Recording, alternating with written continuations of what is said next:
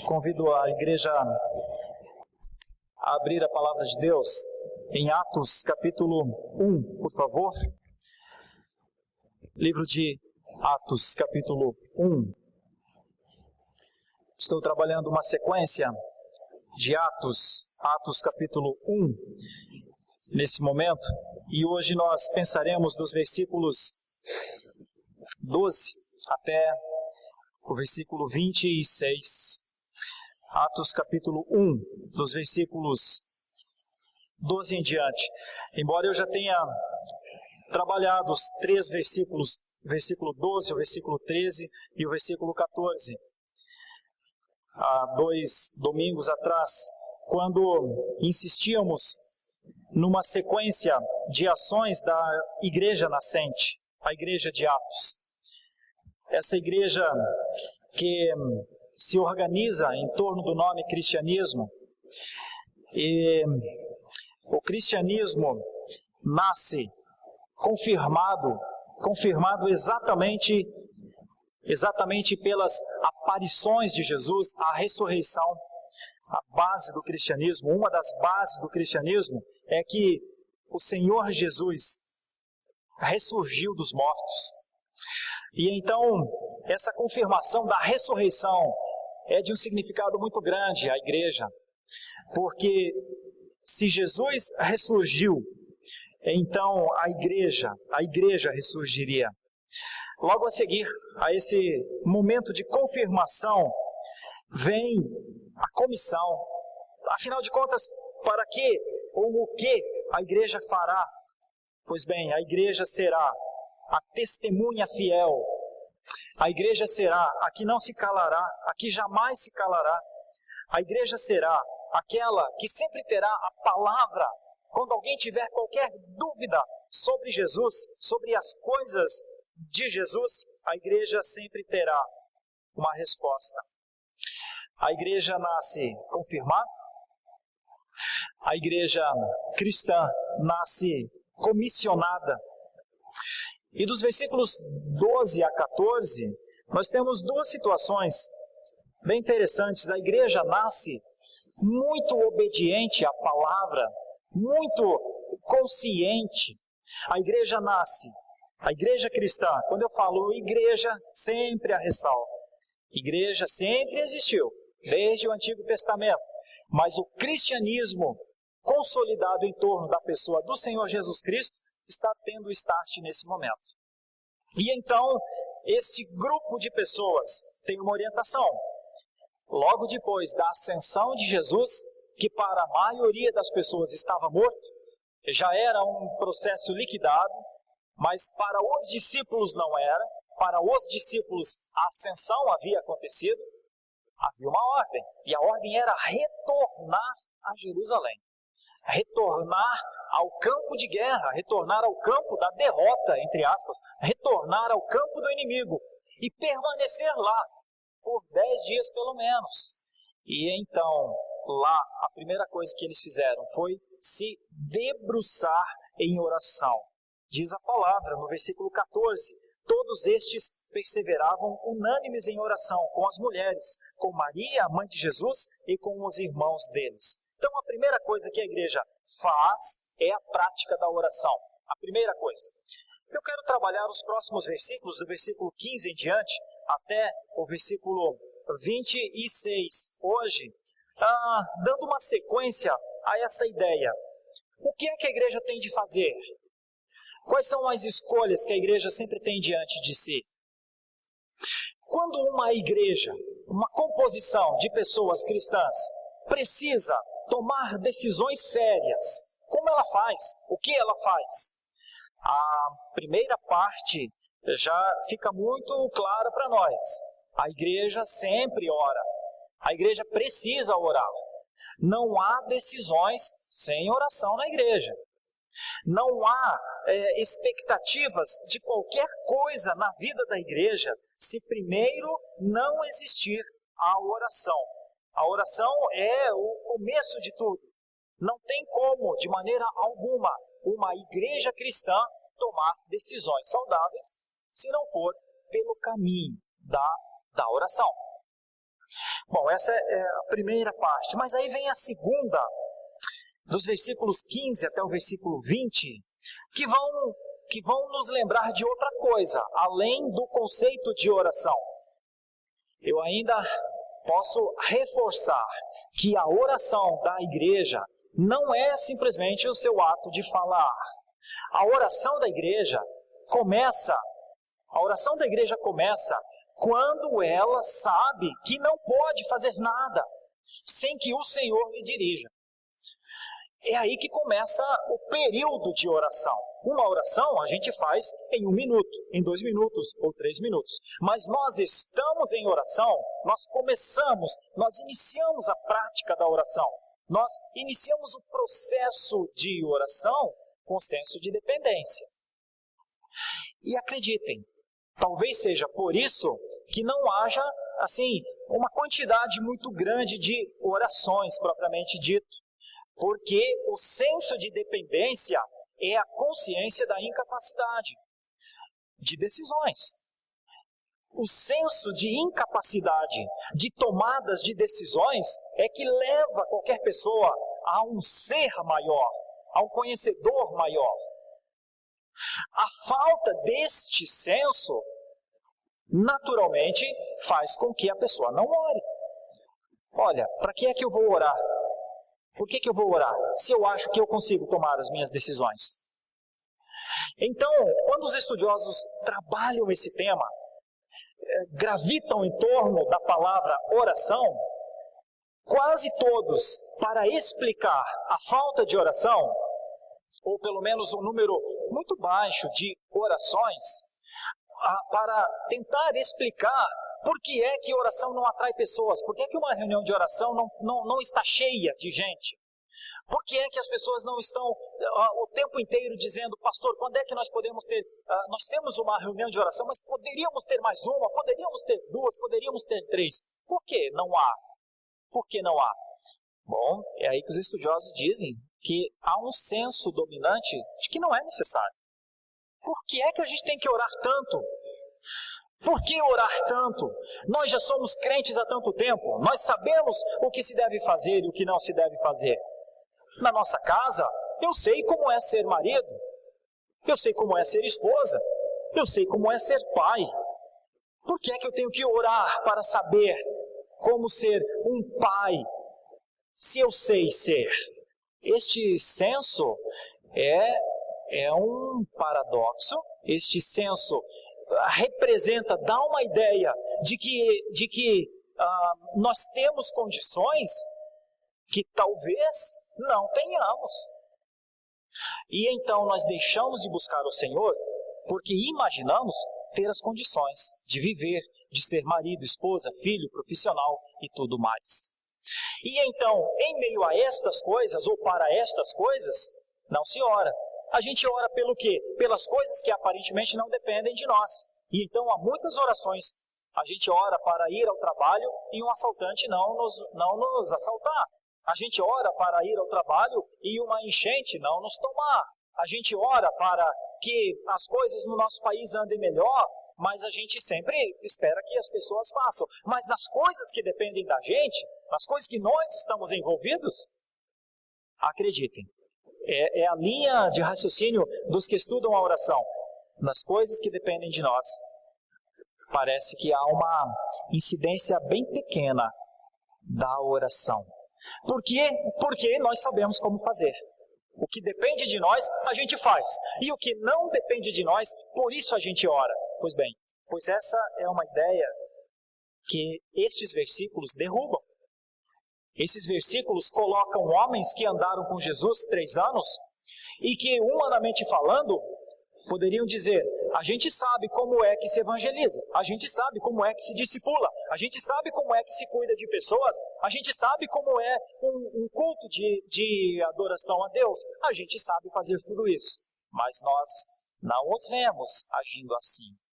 Nós os vemos dobrando seus corações e suplicando. Esse senso de dependência é o senso inicial do processo de oração. Quando não tem esse senso de dependência, não haverá oração. Enquanto não tiver isso, quando não tiver esse nível de consciência bem elevado, não haverá oração. Essa primeira parte, esses primeiros versículos, eles dão uma importância bem grande à oração, uma importância que os reformadores deram, uma importância que os puritanos, depois da reforma do século XVI, deram.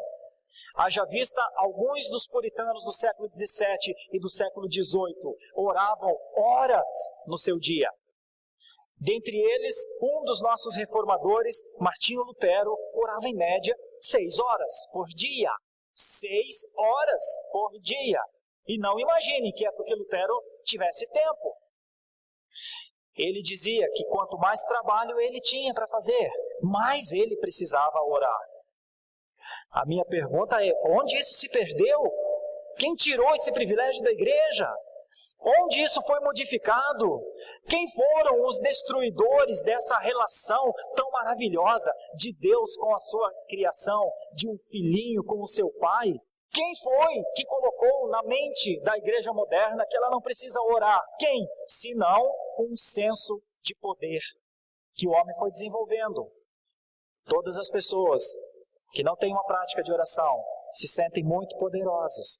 Pastor, eu jamais queria me sentir poderoso. Eu não tenho poder nenhum. Ok, demonstremos a nossa falta de poder orando. Não dizendo, orando. Ok? Então a igreja nasce assim. Você quer compreender como é que nasce a igreja? Que nós somos herdeiros há 2000 anos? Atos 1:14. Todos estes perseveravam unânimes em oração com as mulheres, com Maria, mãe de Jesus, e com os irmãos deles. A disposição dos seus corações era de dependência de Deus. Mas aí vem os versículos 15 em diante, até o versículo 20. E agora o texto vai tratar de algo difícil, de algo que precisa de alguma explicação. Alguma coisa aconteceu com a igreja nesse nascimento. Os versículos 15 a 20 dizem: naqueles dias, levantou-se Pedro no meio dos irmãos. Ora, compunha-se a assembleia de umas 120 pessoas. E disse: irmãos, convinha que se cumprisse a escritura que o Espírito Santo proferiu anteriormente por boca de Davi, acerca de Judas, que foi o guia daqueles que prenderam Jesus, porque ele era contado entre nós, e teve parte neste ministério. Ora, este homem adquiriu um campo com o preço da iniquidade, e precipitando-se, rompeu pelo meio, e todas as suas entranhas se derramaram. E isto chegou ao conhecimento de todos os habitantes de Jerusalém, de maneira que em sua própria língua, esse campo era chamado Aceldama, isto é, campo de sangue. Porque está escrito no livro dos Salmos: fique deserta a sua morada, e não haja quem nela habite, e tome outro o seu encargo. Aqui, meus irmãos, quando Pedro se levanta, e a multidão ou a igreja agora tem cerca de 120 pessoas, isso logo depois, a expressão naqueles dias é entre aqueles 10 dias, os 40 dias e os 10 dias, por conta de Pentecoste, estava bem perto de Pentecoste. Naqueles dias, então, quando Pedro, depois de viverem esse tempo em oração, em algum momento no meio daquele tempo, Pedro começa a falar com a igreja sobre o que havia acontecido com Judas. Por que é que Judas não está aqui entre os 12? Por que é que Judas se enforcou? Por que é que ele o traiu? Por que nós não imaginávamos que tivesse um traidor entre nós, não é verdade? Então Pedro começa a tratar de algo que parecia ferir essa unidade. E os 12, não éramos 12, não éramos um grupo chamado por Jesus, não foi um a um, estávamos todos aqui. O que é que aconteceu? E certamente a igreja perguntava: o que é que aconteceu? Por que vocês só são 11 agora? E agora, continuarão 11? Como que é o trabalho daqui para frente? Então Pedro começa a explicar à igreja, e a explicação àquela igreja faz uma defesa singular das Escrituras. Note como uma igreja nasce em oração, uma igreja se estabiliza em cima de uma plataforma segura, a plataforma do diálogo constante com o Senhor, porque a igreja, ela nasce de Deus, mas ela é a vontade de Deus. Ela nasce de Deus, mas ela tem a palavra de Deus. Ela nasce de Deus, mas ela tem as instruções a todos os que vão se chegando a ela. Mas a igreja não é em si autônoma. E por conta disso, ela precisa dessa conexão constante com o Senhor.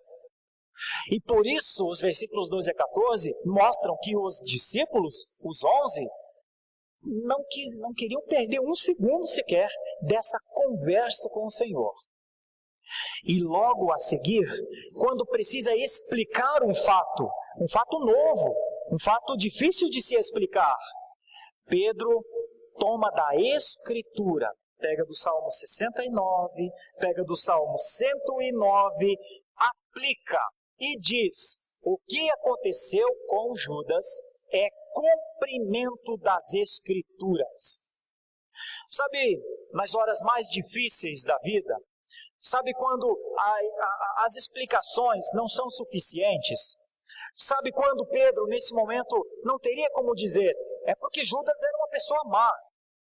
Isso não explicaria tudo. É porque Judas se desviou. Isso não explicaria tudo.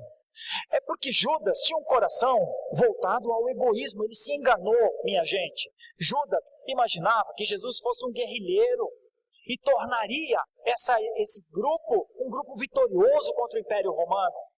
Igreja, entendam, era um homem mau. Mas essas explicações não seriam suficientes. Teria que ter uma explicação maior. Teria que ter uma explicação para tamanho trauma. Teria que ter uma explicação para algo inconcebível. Um traidor estava entre eles e foi o responsável por conduzir seus líderes à morte. Havia alguém entre eles que colocou todo o possível projeto no chão. Havia entre eles joio quando se pensava que tudo fosse trigo. E como é que se explica isso? E é aí que Pedro vai para as Escrituras para dizer: convinha que se cumprisse as Escrituras. Meus irmãos, as Escrituras da igreja não podem ficar fechadas. Meus irmãos, já houve tempo em que a Escritura ficou fechada na igreja. Mas é um tempo de lamento, é um tempo de angústia, é um período chamado de período de trevas. E isso ocorreu do ano 1339 para frente.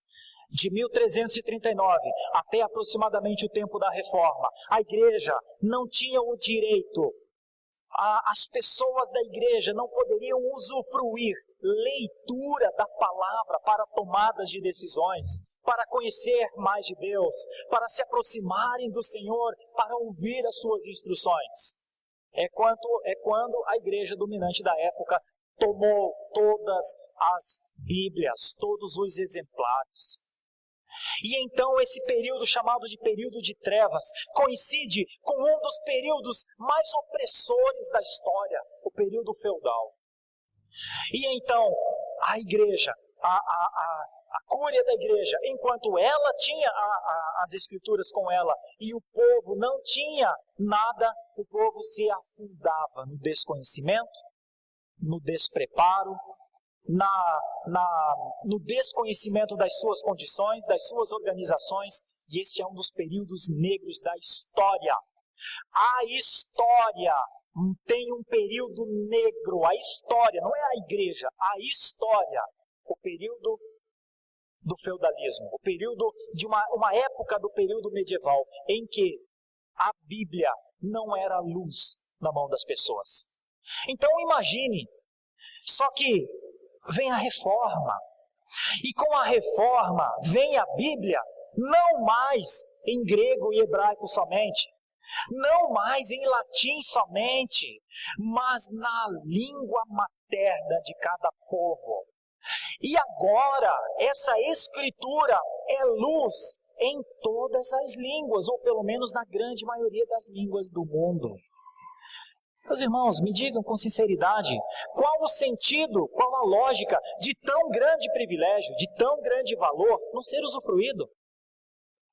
Meus irmãos, me digam, qual a justificativa para eu ter a Bíblia na minha língua, o maior projeto de Deus, a melhor expressão de Deus, tudo o que Deus podia e quisesse e o que Ele mais quis falar de si mesmo, falou nas Escrituras. Como eu vou administrar de maneira tão equivocada esse privilégio, tendo-a fechada na minha casa? Explica. Onde está a razão disso? Onde está a lógica disso? Bom, claro, não há. É algo a reconsiderar. Eu nunca vou encontrar uma explicação por que é que eu tenho uma Bíblia na minha casa e eu nunca a li. Como é que eu tenho o Antigo Testamento e o Novo Testamento, mas não em grego e em hebraico, em português, e nunca o li?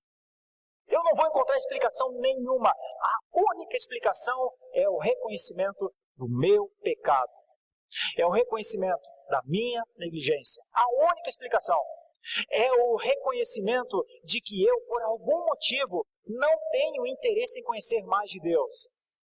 A única explicação é eu, embora queira o bem, embora tenha uma noção de que Deus existe, mas eu não quero, nesse momento eu não quero conhecer mais dele. E é por isso que eu não leio as Escrituras. E também não lerei, porque é possível que quem não tem essa disposição por conhecer mais a Deus, não começará a ler amanhã de manhã. É possível que não, mesmo. É teologia prática isso. É olhar para o dia a dia da gente. É olhar para o nosso estado. Se não passar por uma reconscientização dessa necessidade de conhecer mais de Deus pelas Escrituras, ninguém lerá as Escrituras. O máximo que nós saberemos das Escrituras será o que nos falarem dela. Mas, irmãos, há razão para se continuar assim? Pois quando Pedro precisou dar explicações sobre os atos, sobre as situações daquela igreja e exatamente sobre o que estava acontecendo com Judas, ele recorreu às Escrituras. Sabem por quê, irmãos? Porque as Escrituras explicam a vida.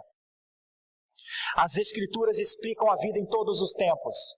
A maior parte do mundo evangélico atual toma decisões equivocadas porque a Escritura não é a sua instrução constante. E então as decisões são tomadas por gosto, por opções, mas não porque, deixa eu ver o que está escrito nas Escrituras sobre isso. Por quê? Porque eu não sei o que está escrito nas Escrituras sobre isso. Eu nunca li, eu nunca fui eu nunca adentrei aos conhecimentos. Então, obviamente, ler as Escrituras não é a Bíblia estar fechada e eu abrir, vou ver o que Deus tem para mim, e abro. Isso é uma loucura. Muito comum nos dias atuais, mas continua sendo uma loucura. Isso é uma adivinhação, isso é um espiritismo gospel. Isso é um atestado. Eu não leio as Escrituras, eu não conheço nada desse livro, eu não me interesso em ler, eu não vou ler, e no dia que eu quiser, eu abro um texto e vejo, e vou sentir. Se eu gostar dele, ele é para mim. Se eu não gostar, eu vou procurar outro, eu vou achar um que eu goste. Meus irmãos, não é razoável. Isso pode até acontecer nos meios mais esquisitos de fé, mas jamais nos meios reformados, jamais. As Escrituras são para serem devoradas, são para serem um alimento constante. As Escrituras são para que quando tenhamos de tomar decisões na nossa vida, lembremos, eu li isso aqui no Evangelho, eu li isso aqui naquela carta, eu li isso aqui na instrução de Moisés. Eu me lembro de como são os 10 mandamentos, eu me lembro como são as bem-aventuranças, eu me lembro como o Senhor Jesus ensinou os seus discípulos a orarem, eu me lembro como Ele intercedeu pelos seus discípulos quando Ele estava prestes a partir, eu me lembro o que o Senhor Jesus Cristo disse aos seus discípulos quando Ele estava para partir, o que era para eles fazerem, eu me lembro. Então, as Escrituras são para serem lembradas. As Escrituras não são mais um instrumento de intuição na vida dos cristãos. As Escrituras são bem usadas quando elas são lembradas. Pois Pedro lembrou das Escrituras. Pedro lembrou que o Salmo 69 e que o Salmo 109 falava de algo assim. E então ele disse, fiquem tranquilos, Vou lhes dizer, pela autoridade das Escrituras, precisava se cumprir. Deus quis assim. Haveria de ser exatamente como foi. Mas Pedro, será que não tem mais um traidor entre vocês? Que garantias nós temos? Não. O Salmo 109 dizia isso, e foi por isso que aconteceu isso. Irmãos, as Escrituras trazem segurança. E sem as Escrituras tudo é possível. Sem as Escrituras não há limites para o esperar de Deus e não há limites para as nossas expectativas acerca da vida. Mas as Escrituras trazem o equilíbrio que a igreja precisa. Então eu quero reforçar, meus irmãos, a igreja nasceu sendo instruída pelas Escrituras. A igreja de Cristo demonstra a responsabilidade quando volta às Escrituras e quando dá a autoridade devida às Escrituras. Um dos pontos da reforma protestante do século XVI foi Escritura. Escritura. Os dias atuais são carentes, meus irmãos, de Escritura. E é sabido entre nós que os tempos atuais parecem ser tempos em que as Escrituras não ocupam o tempo do relógio das nossas vidas. E isso não é bom. Possivelmente, quem abre mão da leitura das Escrituras continuará a tomar decisões equivocadas. Continuará a tomar decisões baseadas em princípios que podem não ser os princípios de Deus. Como pastor, eu preciso insistir. Se dos versículos 15 a 20, nós vemos Pedro explicando uma coisa muito difícil que era a traição de Judas, a sua morte, olhar para a Bíblia, olhar para o livro dos Salmos e encontrar a explicação para isso. Disso eu aplico, que as explicações para a nossa vida estão nas Escrituras. E se nós perdermos essa noção, se não acharmos as explicações para a nossa vida nas Escrituras, também não encontraremos em nenhum outro lugar. Com isso eu quero reforçar duas necessidades da igreja quando ela precisa se desenvolver. Porque esse é o momento que a igreja precisava se desenvolver. Eram 120 pessoas. Mas o que essas 120 pessoas fariam? Qual era o seu projeto? Aonde elas chegariam? Bom, as duas primeiras bases foram muito tempo falando com Deus e depois muito tempo lendo de Deus. Duas coisas fundamentais, estruturas basilares. Perdeu isso, perdeu a estrutura do cristianismo. Estas duas coisas, o tempo com o Senhor e o tempo com a palavra do Senhor, vão levar a uma terceira situação. Mas é quase como 2 e 2 são 4, que é a dependência de Deus. Como é que acontece a dependência de Deus nesse ponto aqui das Escrituras da igreja nascente? Vejam o que dizem os próximos versículos, dos versículos 22 até o 26, do versículo 21, na verdade, até o 26. É necessário, pois, que dos homens que nos acompanharam todo o tempo, que o Senhor Jesus andou entre nós, todo o tempo que o Senhor Jesus andou entre nós, começando no batismo de João, até ao dia em que dentre nós foi elevado às alturas, um destes se torne testemunha conosco da sua ressurreição. Então propuseram 2, José chamado Barsabás, cognominado Justo, e Matias. E orando disseram: Tu, Senhor, que conhece o coração de todos, revela-nos qual destes 2 tens escolhido, para preencher a vaga neste ministério e apostolado, do qual Judas se transviou, indo para o seu próprio lugar. E os lançaram em sortes, vindo a sorte a recair sobre Matias, sendo-lhe então votado o lugar com os 11 apóstolos. Algumas coisas aqui. Uma delas é que somente depois da igreja ter orado ao Senhor, somente depois da igreja ter confiado nas palavras de Pedro, quando Pedro disse, estava escrito, gente, a traição de Judas e a morte de Judas são cumprimento de escrituras. Não se assustem, não é um caso fora dos controles de Deus. Descansem vossos corações. Deus continua no controle. Descansem. Isso precisava acontecer. É depois em que a autoridade das Escrituras é exposta e certamente da iluminação do Espírito Santo de Deus convencendo os corações, é que eles vão tomar a próxima decisão. Muito bem, e o que vamos fazer então? E o que faremos agora? É quando Pedro diz, olha, nós precisamos escolher alguém. Mas como é que a gente escolhe essa pessoa? Alguém poderia falar, por que você não escolhe, Pedro? Por que vocês não escolhem? Por que vocês que conhecem tantas outras pessoas, tem mais de 120 aqui? O critério é que tem que ser testemunha ocular andou com Jesus? É isso?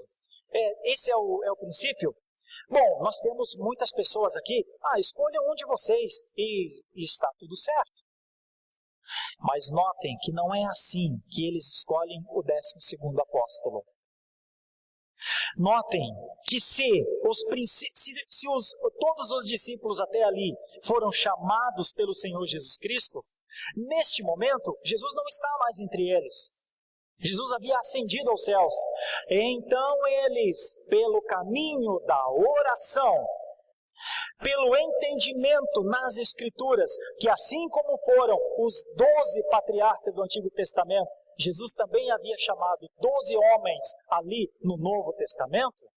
Então eles, pelo entendimento das Escrituras, mais o entendimento da oração, eles começam a falar com Deus e dizem, dessa maneira simples como eu vou lhes dizer, Jesus, escolha você mesmo, o 12º.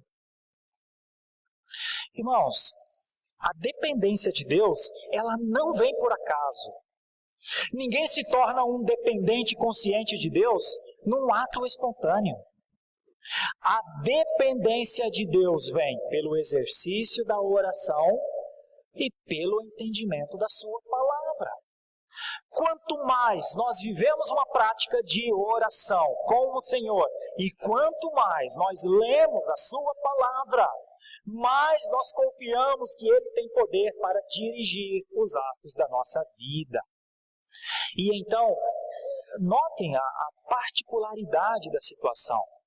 Eles são 11 homens que andaram com Jesus, que poderiam muito bem olhar para qualquer das pessoas que estivessem com eles e fazerem a escolha. E essa escolha seria dito, foi uma boa escolha, Pedro, porque você conhece bem tal pessoa, como se fosse o José Barsabás, ou como se fosse o próprio Matias. Certamente toda a igreja diria, parabéns, Pedro, ótima escolha. Escolheu realmente alguém como vocês. Ele até já podia ser um auxiliar de apóstolo, de tanto que andava com vocês, não é mesmo? Parabéns, Pedro, escolheu bem. Não é assim que Pedro e os apóstolos escolhem o 12º apóstolo. E então, como diz aqui a Escritura, tu, Senhor, que conheces o coração de todos, revela-nos qual destes dois tens escolhido.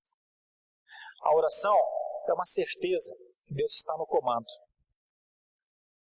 Por que é que não há tantas orações nos dias atuais? Na mesma proporção que as pessoas têm dúvidas sobre se Deus está no comando. Por que é que a leitura das Escrituras não é um hábito voraz? Por que é que a gente não desmarca compromissos? Por que é que a gente não deixa de ir a festas? Por que é que a gente diminui o nosso tempo de lazer? Por que é que a gente não diminui o nosso tempo de lazer para ler mais das Escrituras? Por que é? Porque os dias atuais talvez estejam mais para o tanto faz. Tudo vai andando, tudo está indo, vamos andando do jeito que está. Afinal de contas, não é? Quem de nós depende mesmo de Deus? Quem de nós depende da sua direção? Quem de nós depende mesmo de um milagre a cada instante para viver, para acertar a próxima decisão? Não é? Quem de nós depende? Se nós não dependemos, por que oraríamos? Por que leríamos as Escrituras? Porque tentaríamos nos colocar dentro das Escrituras e falar e pensar, onde é que eu estou aqui? Quem sou eu? Quem é e o que é o cristianismo que está em mim? Não é? Então a dependência de Deus, ela parece ser uma consequência das duas primeiras. Eu sei que isso não é uma tese final. Eu sei que isso não é a obrigatoriedade do fato. Eu sei que não. Eu estou discorrendo o texto e me parece que a terceira parte, o ato de lançar sortes, o ato de dizer, Senhor, se o Senhor nos mandou voltar a este lugar para orar, e nós ficamos aqui por esses 10 dias, se Pedro interpretou as Escrituras para nós e disse que Judas tinha mesmo que morrer, isso estava nos teus planos. Se o Senhor está no comando dessa igreja agora, e se Pedro estiver certo da forma como está, então não poderemos ser nós as pessoas a escolherem o próximo apóstolo. Terá de ser o Senhor. Mas o Senhor não está. Então se recorre a um princípio do Antigo Testamento, ensinado em Deuteronômio, que era o de lançar sortes. Senhor, o Senhor mesmo escolherá. O 12º não será escolhido por nós. O Senhor mesmo o escolherá. E é desta forma, então, que eles lançam sortes, e a sorte recai sobre Matias, sendo-lhe, então, votado lugar com os 11 apóstolos. Meus irmãos, eu quero trazer algumas ideias possíveis para a nossa vida, a partir desses 3 conceitos fundamentais. Como é que a igreja nasceu? A igreja nasceu orando ao Senhor, porque sabia que era o Senhor que comandaria essa igreja. A primeira consciência que a igreja tem é que o Senhor Jesus é o Senhor dela. Logo a seguir, a oração, a igreja nasce fundamentada nas Escrituras. E sem as Escrituras a igreja não prospera, não prosperaria. Então a importância das Escrituras. E logo a seguir, uma consequência dessas duas coisas, como um ato de dependência de Deus total, um ato de fé, um ato de crença total, um ato de entrega, um ato de consciência. Senhor, continua a comandar a nossa vida. Irmãos, o tempo das nossas orações tem que ser tempo na agenda. O tempo das nossas orações não deve ser o suficiente lembrar e saber e aceitar que é importante orar. Não é importante orar, é necessário orar. E nós só oramos ao Senhor de verdade quando entendemos o nível de necessidade que temos. Nosso coração, o coração do povo reformado, é um coração que sabe de coisas que existem na nossa natureza. O coração do povo reformado sabe que a depravação total existe. E a depravação total, a natureza humana em nós, ela grita contra a oração. Não precisa orar, diz nossa natureza. Não precisa gastar tempo em oração, diz nossa natureza, agindo exatamente o contrário de Lutero. A nossa natureza diz, não precisa acordar um pouquinho mais cedo para fazer uma devocional, uma leitura da palavra ou um tempo de oração. A nossa natureza diz, precisa dormir 15 minutos a mais. É assim que a nossa natureza fala. E a nossa natureza, em contraposição ao Espírito que está em nós, na maioria das vezes, parece vencer. E então, meus irmãos, as orações passam a ser intenções de orações. Mas oração não é a intenção, não é a expressão da voz. Oração começa quando a alma se dobra. Oração começa quando o coração se quebranta. Oração começa quando a consciência entende que eu sou um errante, que eu sou um pecador, quanto mais.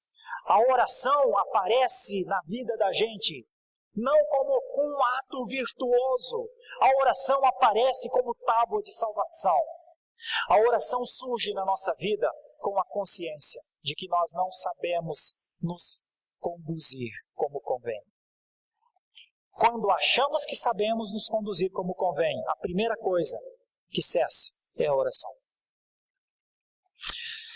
Assim também é com a leitura das Escrituras. Se as Escrituras não têm o poder de comandar a nossa vida, se as narrativas, se os livros de sabedoria, se os livros de história, se os livros acerca dos dias futuros não têm poder para comandar a nossa vida, nós também não lemos as Escrituras. E se nós não temos a oração na nossa agenda e não temos a leitura das Escrituras como uma instrução segura para a nossa vida, praticamente todas as nossas decisões não serão como as decisões dos apóstolos. Senhor, escolha o Senhor. Senhor, aqui estão os dois. Nós não temos a condição de fazer a escolha. E então as decisões serão: eu acho que é melhor José, ou eu acho que é melhor Matias. Queridos irmãos, quando falta a oração e a leitura da palavra, assim são as decisões. Como são suas decisões? Como são nossas decisões? Como são as escolhas que temos de fazer dentro de um aspecto da teologia reformada chamada de livre agência? Não o livre-arbítrio. Não existe livre-arbítrio, mas existe a livre agência. A agência que temos para as nossas escolhas. Como são feitas as nossas escolhas? Como eu e você escolhemos viver dentro das nossas casas? Como eu e você escolhemos viver como pais? Como eu e você escolhemos viver na sociedade? Como eu e você escolhemos viver junto aos nossos amigos, às nossas famílias? Eu digo, a sua escolha, se foi motivada por oração, pela leitura das Escrituras, certamente a sua escolha de vida, de alguma maneira, redunda em honra e glória ao Senhor. Porque na sua escolha, alguém vai perceber a sua escolha de viver e vai dizer: isso aqui me lembra alguma coisa de perfeição, que talvez eu não saiba o quê. Porque nem sempre as pessoas compreendem os atos dos cristãos. Mas quando um cristão toma suas decisões, tem suas práticas diárias baseadas na oração e na leitura da palavra de Deus, suas decisões, via de regra, são na contramão da história. Suas decisões são, via de regra, no contrafluxo. Como têm sido nossas decisões? Como têm sido nossas escolhas de vida? Como temos escolhido educar nossos filhos? Como temos escolhido o trabalho entre um e outro? Como temos escolhido amizades? Como temos escolhido viver com as amizades que escolhemos? Eu finalizo dizendo que há muitos anos atrás, em 1996, quando eu conheci a fé, eu conheci uma igreja que fazia tudo diferente do que eu fazia. Eu conheci um grupo de pessoas que nas noites e nos dias que eu tinha uma prática comum, eles tinham outras práticas. E quando eu os conheci, eu admirei tanto aquele jeito de viver. Eu admirei tanto aquele jeito de não ansiar por satisfação em bens. Admirei tanto. Logo a seguir a minha conversão, mas a seguir mesmo, poucos dias, talvez 15 ou 20 dias depois, aquela igreja já tinha uma agenda. E a agenda daquela igreja era impactar uma nova cidade. Impactar uma nova cidade, com jovens e adolescentes, com 2 ônibus, 3 ônibus. E lá estava eu. Mas há 15 ou 20 dias, ou um mês atrás, eu estava em outro lugar. Eu tinha outros pensamentos. E agora eu estava com eles num ginásio de esportes, andando junto com um rapaz mais experiente que eu, batendo de casa em casa, entregando parte das Escrituras e dizendo a eles que a graça estava chegando às suas casas. E eu me lembro que em uma dessas casas, o rapaz que estava comigo, ele me usou como exemplo. Então nós batemos na casa e uma senhora nos atendeu. E então ele disse, olha, nós somos um grupo de jovens que está falando de Jesus nessa cidade, era a cidade de Capanema, no Paraná. E nós estamos falando de Jesus nessa cidade. E a pessoa não gostou muito daquilo. Todo sábado tem gente batendo nessa casa. Vocês falam, mas não acontece nada. A pessoa estava um pouco irritada. E ele falou assim, não, senhora, espere um pouquinho, espere um instante. E me chamou. Olha, este rapaz aqui conheceu a Jesus menos de um mês. A senhora não quer fazer umas perguntas para ele sobre se acontece ou não acontece alguma coisa? E ela ficou me olhando assim e perguntou para mim, o que aconteceu com você? O que aconteceu com você? E aí eu pude dizer para ela, há um mês atrás, meus pensamentos foram mudados completamente. Há um mês atrás. E eu posso dizer para a senhora, o amor que eu sinto de Deus por mim hoje é tão verdadeiro, que se eu precisar largar tudo o que eu mais procurei ao longo da minha vida, eu largaria tudo.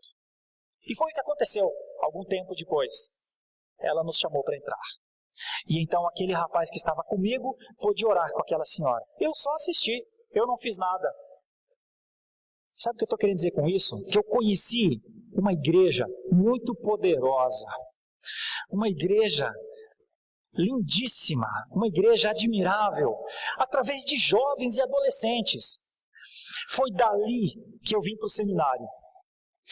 Passei os 3 anos no seminário, imediatamente, 3 anos e meio, imediatamente fui levado à plantação da igreja. No Morumbi. Seminarista e plantador de igreja. Fui para o sul do Brasil para trabalhar com plantação de igreja. Vou lhes dizer por quê. Porque eu aprendi a conhecer essa igreja desde o começo, desde o início. Eu vi o seu poder, sua capacidade transformacional. Eu vi o que é uma igreja dependente de Deus em oração, lendo as Escrituras e praticando as Escrituras. Como eu poderia ser diferente? Quando Deus me trouxe de volta a São Paulo, depois de passar 11 anos no campo missionário, Deus me deu o privilégio de ser professor no nosso seminário. Eu dou aula para 5 turmas lá. Alguns dos meus queridos alunos estão aqui hoje à noite. E uma das minhas grandes alegrias é poder dizer a eles, que são estudantes, que eles estão entrando dentro de uma igreja que o Senhor Jesus comanda, que o Senhor Jesus tem poder. Sabe, muitas vezes um seminarista está lá estudando teologia, mas nem ele tem ideia que ele vai ser um servo de uma igreja poderosíssima. Que ele vai ser um serviçal, um pregador de uma igreja que tem condição de mudar destinos. Que ele vai ser alguém que ou influenciará para o bem ou influenciará para o mal, de acordo com as suas práticas. E eu me alegro nesses dias, quando eu olho nos olhos dos meus alunos e digo para eles, orem e leiam as Escrituras, para que possam tomar as decisões certas, para que quando forem pastores da igreja, sirvam a igreja como Jesus queria que fosse, como Jesus idealizou, como está nas Escrituras. Quando eu digo para eles, não se formem bacharéis em teologias para serem pastores de gabinete, não se tornem bacharéis em teologia para serem teólogos, mas sejam pastores. Eu estou querendo dizer para eles, porque eu vi essa igreja, eu me converti dentro dessa igreja. Eu sei o que essa igreja faz na vida das pessoas. Eu sei o que a palavra faz na vida das pessoas, porque a palavra dirige vidas de pessoas. Então, quando Deus me dá o privilégio de ser professor, também me dá o privilégio de ser pastor de uma igreja. É privilégio mesmo. Mas é privilégio mesmo. É honra mesmo. Mas ao mesmo tempo é uma responsabilidade que pesa bastante. Sabe quando essa responsabilidade pesa mais? Sabe quando ela pesa demais? Eu vou fazer a mesma proporção. É quando eu estou diante de uma sala de aula de seminaristas que talvez não tenham a noção que o seu serviço é ser pastor, que cuide de ovelhas, que olhe quando a perna está machucada, que olhe quando a lã está muito grande, ou quando o lobo se aproxima. E quando você percebe seminaristas que estão por outros motivos, e é a angústia do professor de dizer, não anda nesse caminho, anda no caminho que convém, anda no caminho do cumprimento das Escrituras, não foge aos princípios. Mas também é a preocupação do pastor quando olha para a igreja e imagina que talvez a sua igreja não ore e não leia as Escrituras. Então eu me lembro lá de 96, 97, 98, quando uma pessoa disse para mim: Sérgio, você pode esquecer de todas as coisas que eu lhe falar, era o meu discipulador. Mas não se esqueça de uma coisa: você precisa orar e ler as Escrituras. Você pode esquecer de tudo que eu lhe falar, de todos os estudos que eu lhe der, mas você não pode esquecer que eu lhe disse isso. Nunca deixe de orar, nunca deixe de ler as Escrituras.